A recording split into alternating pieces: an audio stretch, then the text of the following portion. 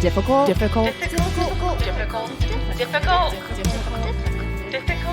women. Hello. Why, hello there. How are you? So good. That right there is Katy Frame. I'm Katy Frame, and that is Marie Cecile Anderson. Yo. And you are listening to the Difficult Women podcast. That's right. Look at that. Look at it. Amazing. Listen to it. Look at. Yeah, what are you looking at? I have don't no know. idea because we're only audio. We are also both one half of the musical comedy duo Reformed Whores. I don't know why I always have to say it like that. We together are one full Reformed Whores band. That's right. When our powers are combined, we make the greatest musical comedy duo in the world. Mm-hmm. Well, we have some exciting news. Katy is coming to Nashville. Oh, yes. I was like, what are we saying? I'm like, yes, I am. I'm coming to Nashville. I'm so excited. I'm so excited to leave the state of New York. That's right. You haven't left, right? Wait, where have you gone? You've gone to... I've been upstate and I've been to Connecticut. Ooh, Connecticut. Just like a big traveler here. Whoa, calm down. I'm a little nervous. I'm not going to lie. Wait, what are you nervous about? The plane crashing. Just like regular plane fear that I like have, we traveled so much. I've always had like plane anxiety, but at a certain point when you travel like so much, you sort of are like another plane, here we are on the other plane. But to like not have been on one for a while, I'm like, oh no, it's like, I'm going to build it up in my mind too much. So take some Xanax. That's right. Take some Xanax. I love flying. It's a chair in the sky. And the best part is that you can drink a Bloody Mary while you do it. It's beautiful. It's beautiful. Yeah.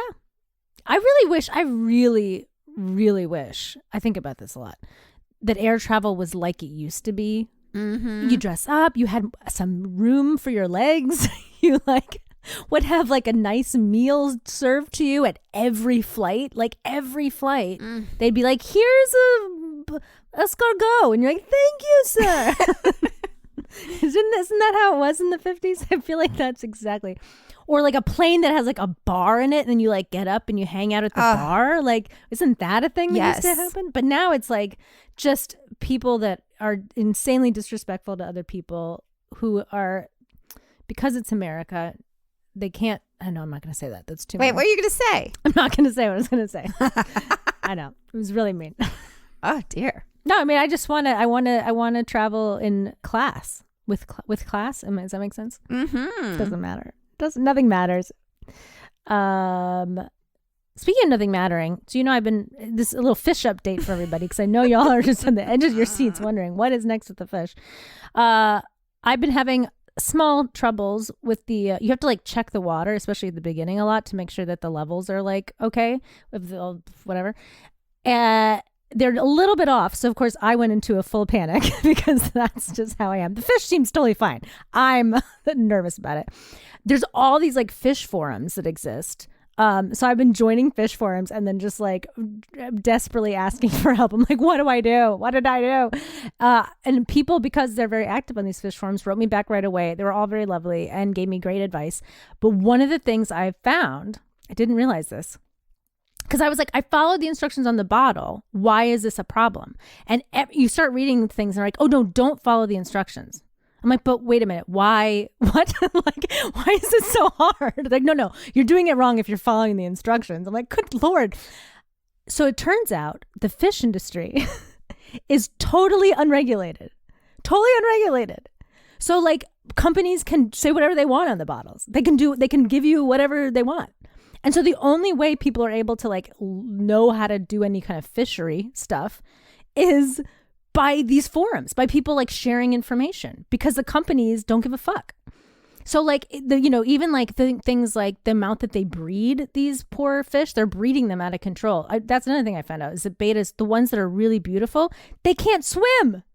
They die because they can't swim because their fins are bred. It's like with dog breeding, how, you ruin people's animals, but it's fully unregulated. So like, they don't like, so I was like, okay, so I'm not losing my mind. Like, this is not like, this is really hard because nobody knows what the fuck they're doing because the people that are supposed to tell you are telling you the wrong things.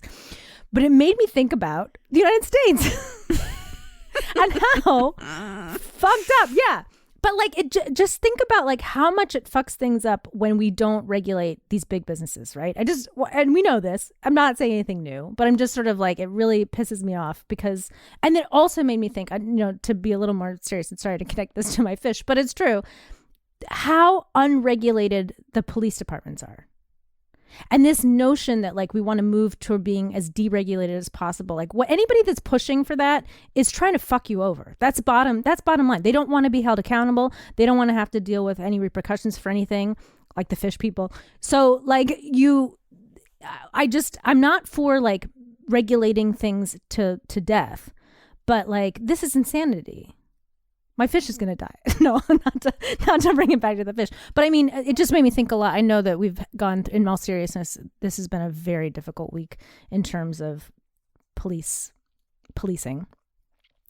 And I, of course, am referencing Dante Wright, who was murdered by a police officer in Minnesota during the George Floyd, what's his name? Chauvin?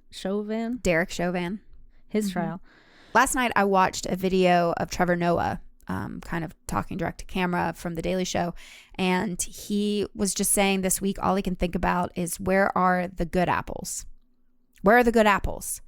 We keep blaming that there's just, there's a couple bad apples in the bunch. And so this is what happens. This is what's happening in America. But like seriously, where are the good apples?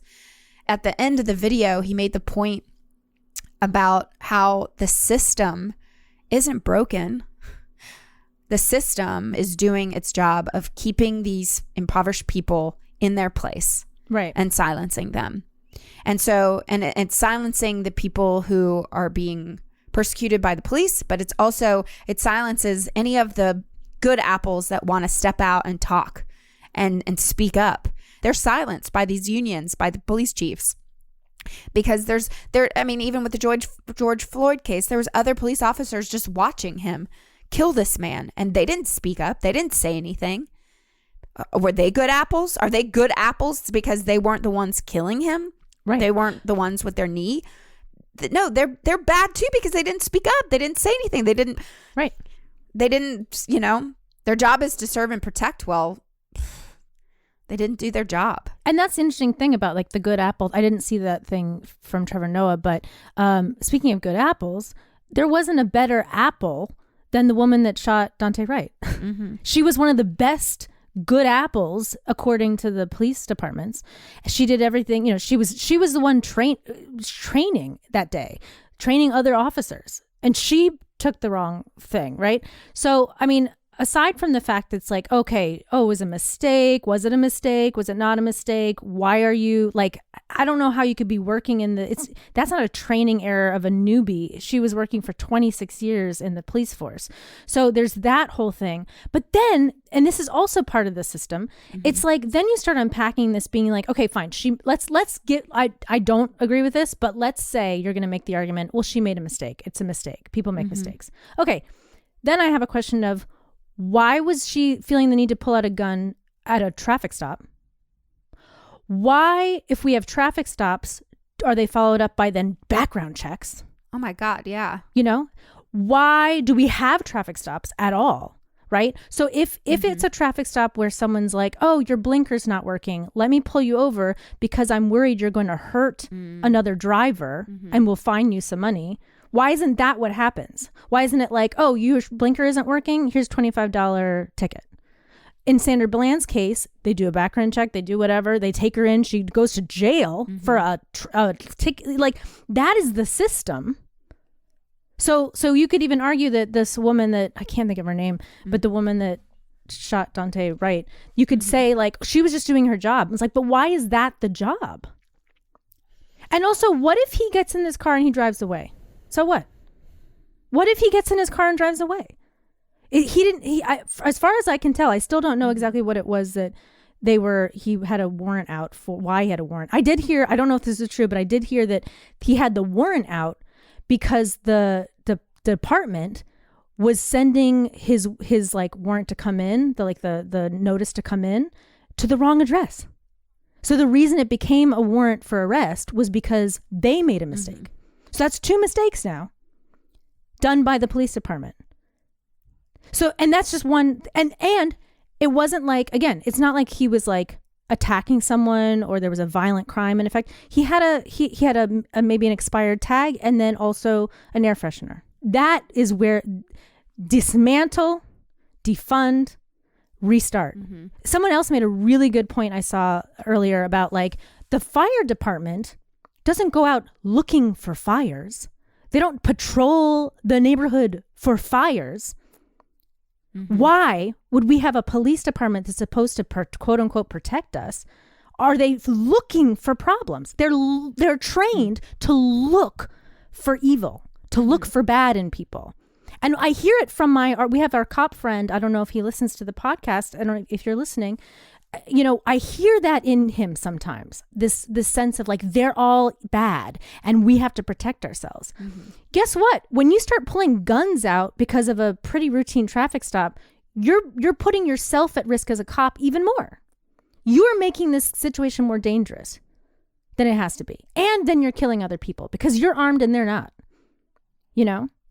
We're not talking about the times where someone's like waving a gun around and starting to attack people. Yes, of course. That's why we have police in theory, right? To protect us against those times. Not to protect. Who are they protecting when they pull somebody over for a wrong tag and then end up shooting somebody? Who's being protected? Nobody in that case, the guy wasn't even pulled over because he was causing a traffic problem that was unsafe for other drivers. It's not even like that was happening. So like, and I think anybody that's still on the fence about whether or not we need to dismantle the police department as it stands, I don't know what your argument is anymore. I really don't know. Yeah, that just makes me think of, our conversation this summer about Campaign Zero when Obama really rolled out that, I don't even know, like suggestion to police forces. Right. Yeah. It was just a suggestion. It certainly wasn't law or legislation that they were trying to pass. It was just, and I think that it was actually like 9 different things that would help in de-escalating any kind of situation, and also like making them vow that they won't use like really hardcore, knee on the neck type things or like a headlock or, and several police forces across the country sign this vow type thing. And then now months later, we realize that actually no. Well, and do you remember I got people riled up and upset with me a little bit because I was like, this isn't enough. I was like, this is not enough. And people are like, well, it's a start. I'm like, that's what they've been saying for fucking years, Mm-hmm.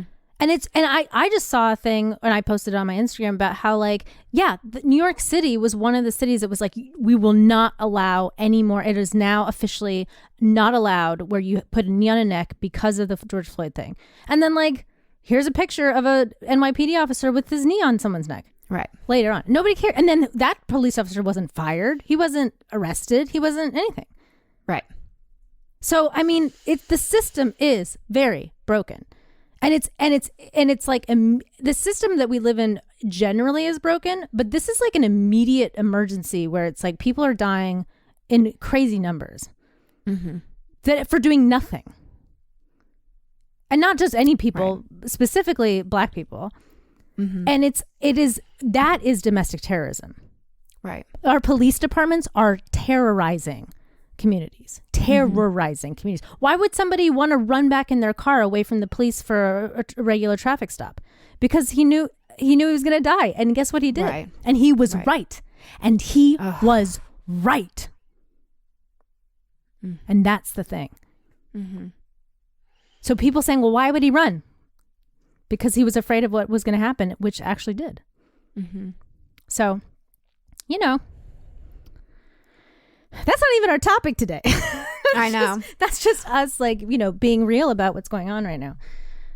Well, one thing that I did sign up for, and I'm interested to see what this workshop is, but it's a Anti-Asian Accountability, like bystander group, and just a workshop on what to do if you see something happening. And I think that more than ever, I read another thing on Instagram. I've seen it several times through this, the last several months. But like, if you are a white person and you see something happening it is your job then to just stand and watch and hold these police officers accountable. Yeah. Because unfortunately, I mean, and just to clarify, not even just for Asian whatever. It's no. I know you mean that. Yeah, people of color. Yeah. Right. But just as we all are acknowledging, like, the system is not working. It's working for a certain type of person. Right. That's all. That's it.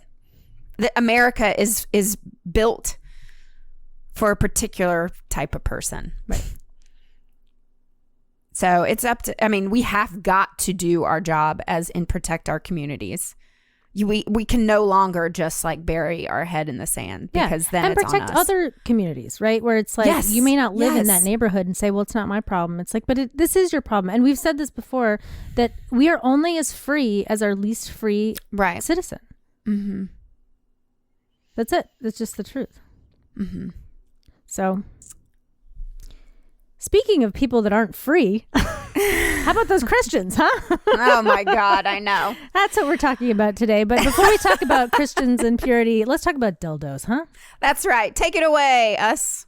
Free stuff is awesome, but free stuff to spice up your bedroom is even better. Select almost any one item for 50% off, and then Adam and Eve loads on the free stuff. Enter offer code HORIO at checkout and get 10 tantalizing free gifts. A sexy item for him, a special gift for her, and a third item you'll both enjoy. And 6 free spicy movies. Ooh. Plus, free shipping. That's HORIO, WHOREO, HORIO at adamandeve.com.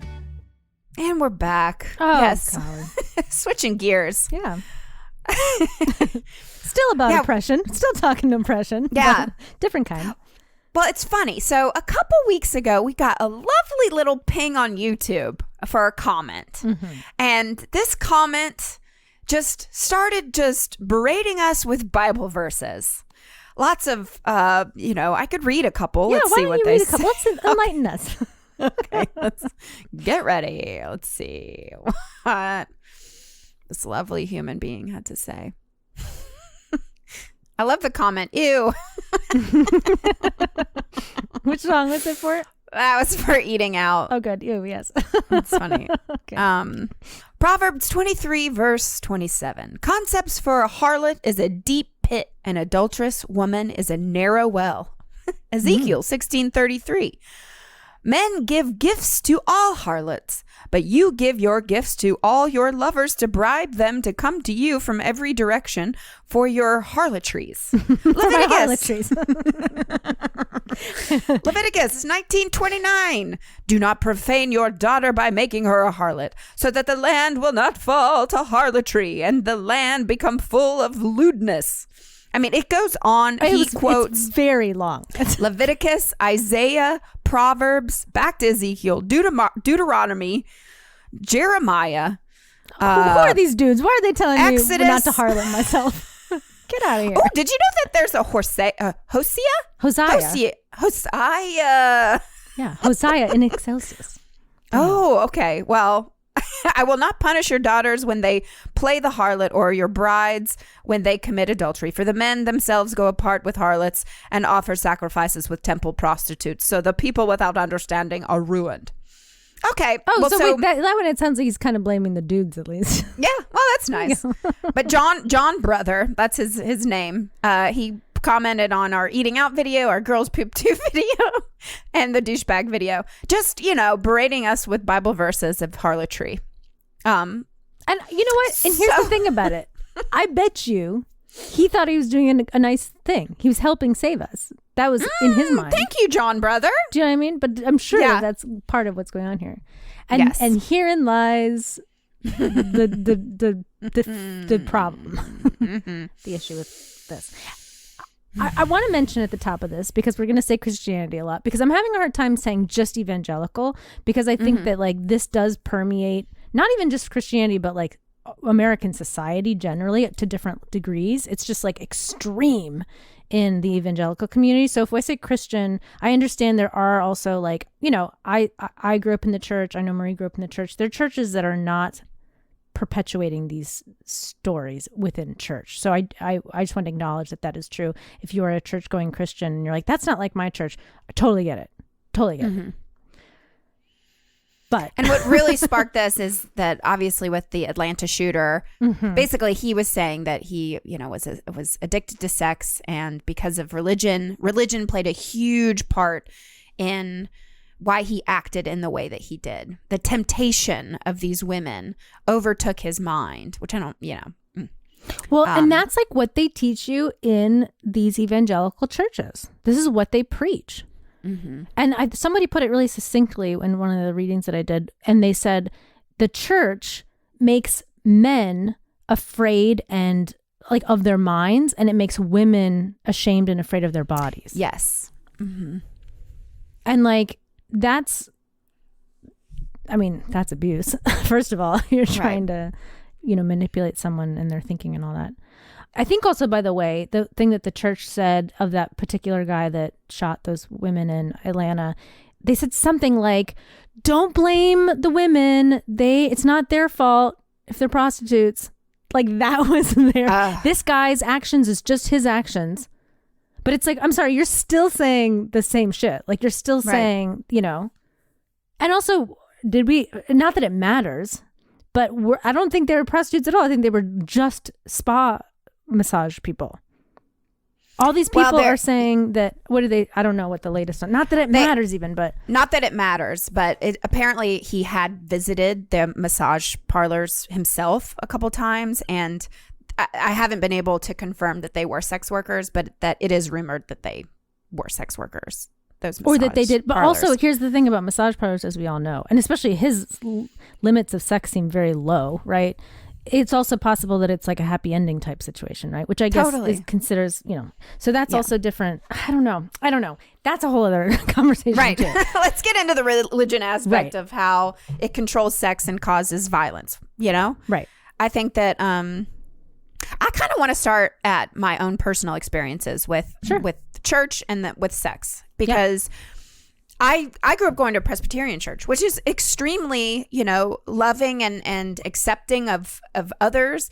However, I also had friends within my schools who were evangelicals, who were Baptist, and they were my friends. And so here I was going to Presbyterian church, and in my church, you were supposed to save yourself to marriage. And then I had my friends who were Baptists who was like, they're not allowed to dance. They're not allowed to kiss before marriage, or, even more extreme, like these evangelicals too, of just, and it was always around. Religion was always around growing up, and especially in high school, like when I was starting to, experiment sexually. I never had sex in high school, but I definitely did a lot. And I will never forget my first time being like fingered. Sorry, I'm going there, but like rushing home, calling my friend Ashley and telling her what happened, and her screaming at me that I was going to burn in hell. Right. I had made out with this guy, band president, a guy that I loved for a year, and I was just so excited to be with and to fool around with in a safe, consensual way. My experience was great, but then I had a friend when I rushed home to tell and be excited. Oh my God, I finally, we're together now. We, after all this time, and then to be shamed, and that feeling of the blame was placed on me, and I think of like in high school also, so many girls that I knew were doing the purity vow and like the purity rings, and like promising their bodies to their husbands, journaling letters to their husbands. And it didn't exist, by the way. There was no husband yet. Right. They're journaling. At 13 years old, you're journaling to your husband. But so this is just all my experience. And so I think for me, when I finally did start having sex, because I had been taught so many times that it was bad and that I should be waiting for marriage and stuff, and then finally having sex, and it was just so loaded when it didn't need to be. Right. Well, and I think that's like, so let's talk about like what this, purity mentality does to a person, how it like breaks them down, fills them with shame. And represses, like the repression is dangerous in its own right. So like from a female perspective, a lot of this is, the shame comes from like any lusting after you is your fault. That's sort of the primary like message that is sent in these churches. So there's a lot of that kind of shame. What is like what we're less aware of, but is now becoming more of a obvious issue, is the repression that then is put upon the men. So he said, like, it becomes like a shame. You feel shame about your thoughts and shames about your mind. Natural things, natural thoughts, natural urges, especially during puberty, especially at 13, you know? Right. And so like this new notion of like sex addiction, you know, and I'm not saying that sex addiction doesn't exist in some forms. I think some people do actually suffer from like compulsive masturbating and compulsive, porn watching and all that. But the kid that was the shooter in Atlanta, like he's blaming a lot of his issues on sex addiction because he looked at a porn like twice and he like thinks about sex sometimes because these preachers and ministers at these churches claim that you have to purify your thoughts. And you can't be thinking about sex ever, except with your wife once you get married. And then that's your path to salvation. And it's like it's a fear tactic, and it's also like incredibly psychologically damaging to tell someone like, okay, you're a fish, but you're not allowed to swim in water. You know what I mean? I had to bring it back to the fish. Of course, that's all I think about now. That's all I think about. But maybe I have a fish addiction. That's a whole other thing. But it's not going to make me go shoot people, you know. But the thing is, it's like you're telling people that like they can't have their natural impulses as an animal. Like we are animals. So what does that do psychologically to a person? Well, we know it can sometimes lead people to shoot people. And think that that's a better option. A more holy God appreciate. God is okay with me killing these women. He's more okay with me killing these women than he is with me masturbating. That's what that kid thought. You know? So it's actually exceedingly dangerous to be pushing these ideas about purity. And aside from the fact that like, so for the male perspective, right, it's like that repression. I knew a kid in college and he was Catholic. He wasn't, because I think that's why I was sort of like saying that this isn't just an evangelical thing. This is sort of like a bigger issue. But he was Catholic and he was so afraid of like the same stuff, same purity stuff. Exactly.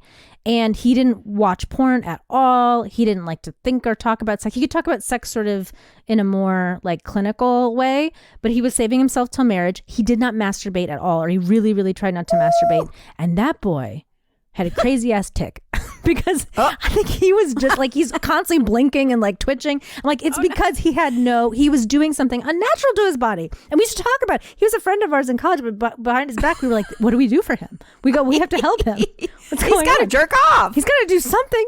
And we would tell him, you're allowed to jerk off. You can do it. And he's like, no. Just please, for your health, It's not healthy. It's true. Well, so obviously I don't go to church anymore, although I am volunteering with my parents' church on Saturday to do flood relief work. That's lovely. Thank you. You're welcome. Yeah. Yep. So I will be doing some work with their church. But I've kind of really come full circle with my religion because, growing up with it and then going off to college and then learning about other religions, I have a deep, deep respect for it, but the control aspect, I just cannot get behind. Yeah. And especially the control of women's bodies and this like, it's our fault if men are lusting after us. I mean, the amount of shame I felt throughout high school for having breasts. Right. Like for having breasts bigger because my boobs got big. Still are growing apparently. But I believe that there are churches out there that hopefully are teaching like proper comprehensive sex education. Rather than like abstinence. Remember I had a sex ed class in my church. Yes. So yeah, I mean, they tried. They were trying. What were their names? Esther and Alan. When Alan comes inside me, I like to Esther. When Esther comes inside me, I like her to stay inside. Oh no, yeah, no, he's. I like to stay inside Esther after I come inside of her. Like, why are you telling us this? I cannot believe that they That was taught my you church. that If in you guys church. missed that episode, you should go find it for the whole story. But yes, no. So I would say yes, there are definitely churches that, if not doing comprehensive sex ed, are at least not trying to make people feel fully shameful for their natural feelings.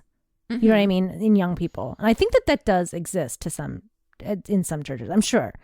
Because I have a minister friend who is like extremely liberal and extremely like really trying to bridge that gap between, you know, reality and like what some of these other churches are preaching.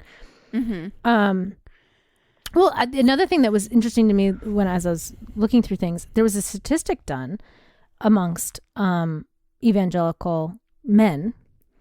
And I wouldn't be surprised. I'm sure that this would also apply to women, but now I'm thinking maybe it wasn't men. Maybe I'm imposing men. Maybe it was just evangelical people.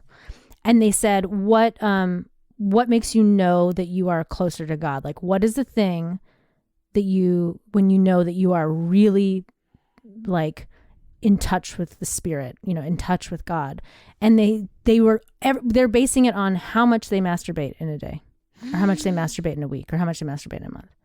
They don't measure it on, maybe it was men, because I think that there are probably a lot of women don't masturbate at all. Wait. So they would, yes, right? So they're not measuring how close they are to God by how much like they love their neighbor, how much love for others has grown, how much service they're doing for others. They measure their Christianity and like their religiousness and how like pure and wonderful they are by how few times they masturbate and how little they look at porn. That is their measure for how I wish you could see Marie's face right now. She's like, what? It hurts my brain. Yeah. I do not understand what is happening within these churches, though. Well, I mean, because that was one thing I was really trying to find is like, why this fixation on sex and purity? Why? Because it's like, basically what that tells me too, by the way, is that 90% of the time when you're at your church service, your minister or preacher or whatever is just talking about sex. He's just talking about sex and why you shouldn't do it and how you're going to go to hell for 90% of the sermon. It must be that much, because if that's how you're gauging how like close to God you are is by how little you masturbate, then you're missing the whole point of Christianity to begin with. I mean, think about like how backwards that is, right? It's insanity. I mean, I didn't masturbate until college, which is insane. I mean, you know, rubbed up against some pillows. But and imagine things, even being like a 13-year-old boy. No, I You know cannot what I mean? imagine. Like because that's normal. That's what you do. So I was like desperate to find this answer to like why are they like so obsessed with sex and purity? And this woman named Sarah Mosliner, she wrote a book called Virgin Nation, and she, I guess, had come from a evangelical community and then kind of broke out of it, and she's studied this, and she wrote this book that's like very non-biased. It's just, she's like, I just wanted to write something that was purely factual.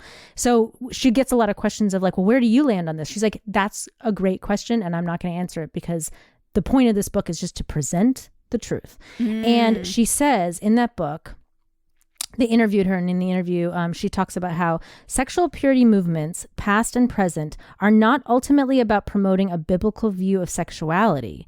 They are about explaining large-scale cultural crisis. For example, Anglo-Saxon decline, the Cold War, changing gender roles and sexual mores. And then they are providing a formula for overcoming those quote-unquote crises. Each historical example I analyze, this woman, demonstrates that purity work and rhetoric has emerged at moments when socially conservative evangelicals seek to assert and maintain their political power. Sexual purity isn't about what Abby and Brendan do on a Friday night. It's about constructing a view of the United States as a nation in distress and claiming that evangelical Christianity can not only best explain the crisis, but save us from our demise, which is very much in line with kind of what's happening in the world right now, which is that like, look, people are starting to say, hey, I'm transgender, right? That doesn't fit into a traditional Christian setup. Hey, I'm a homosexual. That does not fit into a traditional, Christian structure. Hey, I'm a heterosexual woman, but also I don't want to have babies. I don't want to get married. That does not fit into a traditional, Christian ideals. So it's the threat of like these changing norms that look to sort of destabilize Christianity, or it feels to the Christians it's destabilizing Christianity. So everyone's just like doubling down. So it feels like it just like starts to push into these like, oh, we have to, we are explaining why the world is so crazy right now. It's because of impurity. It's because of sex and whatever. So we have to stomp it out, and we have to stomp it out in our hearts and our minds so that then we can be pure and not go to hell. That's sort of like the mentality behind it. But I mean, that's just not true. I'm so sorry, but it's just not true. It's just not true. God wouldn't have put us here and given us a sex drive if he wanted us to never have sex. Yeah. Or and save it for our soulmate. And then here's the other. So talk about like the dangers of this. The next level of this is like, let's say you make it through, your young years, and you're desperately hanging on to your virginity because you're like, oh God, I can't lose it. But also, oh my God, I'm just horny all the time. And I can't think about being horny because that makes me a bad person. So you're just like mentally, like really doing damage to yourself, like psychologically, by the way, and physically probably. You might meet a nice partner and you guys are 21 and all of a sudden you're like, I can't take it anymore. We have to have sex. So you get married like an asshole. And then and the church has been telling you the whole time, the church is telling you, if you wait till marriage, your life is going to be fucking amazing. Everything is going to be perfect. Then sex will be so meaningful to you, and the world will open up to you, and God's love will shower down upon you, and your life will be perfect. Well, guess what? Marriage doesn't solve any problems. In fact, it usually creates more. Right. So like then these people, then the shame just keeps building. Let's say those people aren't sexually compatible. Let's say they don't know, there's all these other like levels of problems that start cropping up, and then people get divorced. So like that shame, you know what I mean? Or they don't get divorced, but they should. I was watching this psychologist talk about sex and sexuality and the church, because she is a Christian, and the way that she was talking about the church and how you're raised like to be pure, and then once you get married, then you're great, God loves you, all that sort of stuff. But like as far as like a sexual standpoint, even once you're married and you've done the thing that you're supposed to do, you still have no sex education on how to pleasure your husband or your wife. Sex is, and they still can shame you even if you're married. And so it's so just that like, if you try something a little bit like quote unquote kinky, like the woman's on top, like or heaven forbid doggy style. Oh my, no, never, no. Oh my God. But yeah, you're right that the shame doesn't end there. Right, it just doesn't end. God, if you finally got married, if you had been a virgin and then you got married, you lost your virginity to your husband, and then something sexually wasn't working, and then you went to your church, your minister, I don't know who, to get help, and then they're like, don't talk about sex, and then shame you for wanting to have better sex with your husband, then what are we doing? What's happening? That's not good. So that like, all of that would be bad enough, right? But then add to that it's so common practice. They've been studying this. It is so common practice that it's a joke, and it's a joke. But it's so common practice that people in the higher up levels of the ministries and stuff are some of the worst in terms of sexually harassing other people. So like I was reading a story of one woman who was talking about how just the sheer amount of like passes that the more elders in the communities would be like either flirting with her, touching her butt, touching her breasts. One of the top ministers sent her a dick pic. This is like a pretty common occurrence. These people also tend to find prostitutes and have sex outside of marriage more often than other people. So it's like the hypocrisy too, on top of all of this. And not just the hypocrisy, but then there was one minister they were talking to who had so many extramarital affairs. He had done so many gross, terrible things to his congregation and stuff. And he just kept saying like, I'm just working on getting closer to God. I'm imperfect and I have to keep like repressing myself and I'm just struggling. But, I have a sex addiction, but I can overcome it. It's like, no, you just been like repressing yourself so long. You don't understand what healthy boundaries are. You don't understand what healthy sex life is. You don't understand your own body. You don't understand what's normal and healthy inside your own body. Well, and then so then again, if that's not bad enough, another thing that can lead to these, problems because of these issues is domestic violence and like rape at home. And, there was some Australian church that came under fire because its leader was preaching over and over again to the women, be subservient to your husband, be subservient to your husband. And that included domestic violence. Wow. If your husband hits you, just let him. That's what the church was telling people.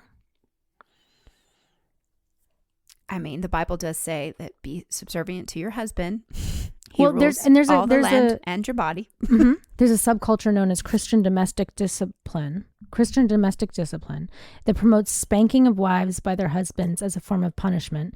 And they use, there are parts of the Bible that say like, yeah, it's okay, spank your wife if she's bad. So they just like lean on that, that part of the Bible. Which is probably written not by God, but some dude, and we've talked about that too. Just some guy's like, you know what? I feel like spanking my wife. Put that in the Bible.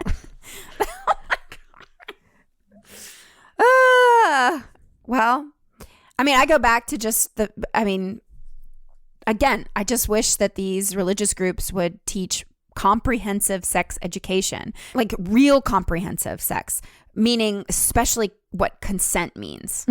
And statistically, the better that you educate young people on proper sex education, but teaching them to say yes or boundaries or consent, statistically there's less domestic abuse, there's less sexual assault. Yeah, women are taught that to never get raped. Okay, obviously, right. never, and if you do, you have failed. Right, you're taught to say no. So fucked up. Yeah, you're taught to say no, and if that doesn't work and you are raped or sexually assaulted, then it's your fault. And then there's the shame. And then that's when people don't report it. Right. And so, but again, it goes back to that shame. And the man is lusting after you and it's your fault. Yeah. And that's what's in the Bible. And that's what a lot of these organizations preach. The other thing too is that like there's a really clear, because there's like all these rules, right, where it's like you're supposed to wait till marriage to have sex, and men are supposed to bring home the bacon, and the women take care of the children, and the women should have lots of children, and all these like rules that are imposed upon like traditional quote unquote values. What some of those values quote unquote are that there's just sort of an assumption, and it's told to you over and over again that the men are more lusty. And have a harder time controlling themselves, and the women don't have any desire for sex for some reason, they've decided. So it is 100% then the woman's responsibility to prevent a rape, and to keep people from being in kind of any sexual exchange. It's the woman that has to do it. The man, it's a boys will be boys thing. Then they do try to tell the men, by the way, men, if you do partake in this, if you look at a woman in a bikini and have a lustful thought, that's one step away from God. So you better curb that. So it's like, that's no way to live. It's just no way to live. And I mean, we didn't even get into the controlling of birth control. Right. That religion does too. Right. Apparently there was a hashtag Church 2 movement that came out around the Me Too movement. Did you hear about this? Really? Yeah, I hadn't heard about this. So I guess within the church communities, because like exactly like you're saying, a lot of women just have not felt empowered to say anything, because you're not supposed to talk about sex. You're not supposed to get raped, right? You're not supposed to get lusted after. So they started their own movement. And so women are starting to speak up more in those communities. So we'll see how much that makes, it maybe, we're talking about it, so maybe it's making some difference. But you're right in terms of like and we've talked a little bit about the birth control thing and like abortion and all that. But you know what sort of brought because I'm always like, what is up with the like pro-life anti-abortion thing? where they're like pro-life, pro-life, pro-life, pro-life, don't kill babies, don't kill babies. But then they're like, let the environment burn, like, you know, blue lives matter, like all lives matter. Like, you know, they do like, they play these games with like, what is life then to you? It's just this unborn baby that you're obsessed with. But when I learned about the thing about the masturbating and how like they just fixate on like, oh, masturbating, if I don't masturbate, then God loves me. I feel like it's similar with the abortion. It just gets so indoctrinated in your brain that it's like, you don't even see the forest for the trees. You're just like, abortion, abortion, abortion. That is evil. That's the thing God hates. That's the thing. Well, God also hates it when you call someone the N-word. Did you know that? Like, maybe you should also love your neighbor and like respect the humans that are here on the earth. Does that occur to you? But it doesn't. It like legitimately doesn't. Right. Well, because I think religion makes things a lot very black and white. Yeah. There's no room for gray. No, not at all. It just has to be, just has to be this way or you're going to hell. That's the scariest thing. Did you ever in DC probably not, but like these drive-through like horror, like around Halloween? Oh yeah, they had those like, but they didn't have religious ones. Did you have like religious ones? Oh yeah, the churches would have these like religious oh my God. Horror. Yeah. Houses of horror. I can't remember what it's called. It was very specific, but it was literally like, it'd be like kids acting out, like going to a party, going to a party. God. And then they're drinking at a party. Oh my God. And then it cuts. Then you go to like the next room and then like they're like having sex. And then and the next one, they've been in a car accident and the unborn baby is thrown through her uterus through the window of the car or something. And it's like, God. This is what can happen to you if your lips touch alcohol. Happy Halloween. Yeah. Was it a Halloween specific there, or was it just like a fear tactic at any time? I mean, no, it was, I think it was only around Halloween that they did it. But yeah, obviously it was a fear tactic of like, control the church controlling. Well, but it was like, apparently the church admits that they just use fear tactics. They're like, yeah, of course we use fear, because how else are we going to get people to do what we say? Yeah, I wish I could remember what it was called. That is the craziest thing. It was insane, but it was like a lot of the Baptist churches would like haunted house, woo, and then like you'd go in and be like, yeah, it was always drinking or premarital sex. And then them dying and then them being like zombies or something. You're like, cool. Can we go to a corn maze next time? Oh my God. I didn't even know that existed. I love that though. I love that. I would love to see one of those things. But I would be like, that is the scary part isn't the scenes that they do. The scary part is that they think that that's okay. That's truly terrifying. And and it's meant for like young teenagers to go and see and then get scared to death of having or drinking or doing drugs or having sex or Email us at Difficult Women Podcast. I'm so curious if y'all went to those things too, because they were all over the place down here. That's crazy. I never even heard of that.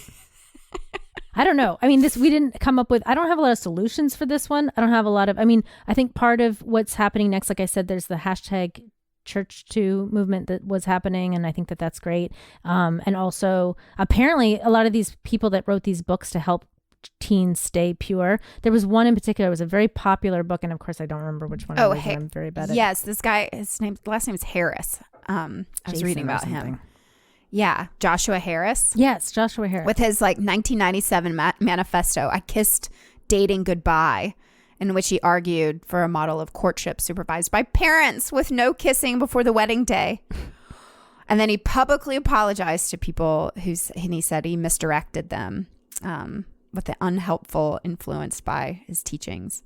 Yeah. And he said something too about like how he was kind of horrified by how many people he had hurt. He didn't realize how hurtful it was. And that's the key, right? That this isn't just like, oh, well, whatever. I just want to scare my kids out of having sex or whatever. This is like damaging people on multiple levels. And it's also a part of like what we need to dismantle to like move forward is this like normalizing people being different. Normalizing human impulses, And I don't mean human impulses like killing a cat. I mean like human impulses like wanting to have sex. But then also normalizing I would like to have sex. But normalizing consent, right? So it's not just like I'm not advocating that like, oh, just let people fuck whoever they want. Like, no, I mean, with consent, sure, but Mm-hmm. but why? And also, why do you care so much about what other people do? Right. That's a whole other That's thing. the biggest thing. Mm-hmm.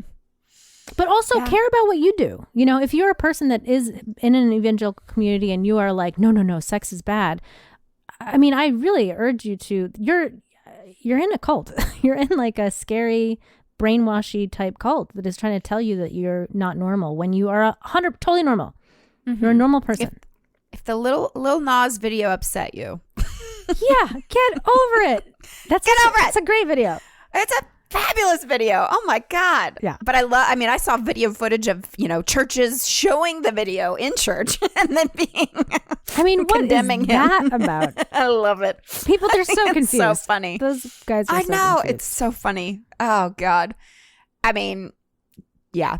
And if you haven't seen that video, just Google it. It's so good. You should watch it. It's great. That's like how we feel. It's great. It's great.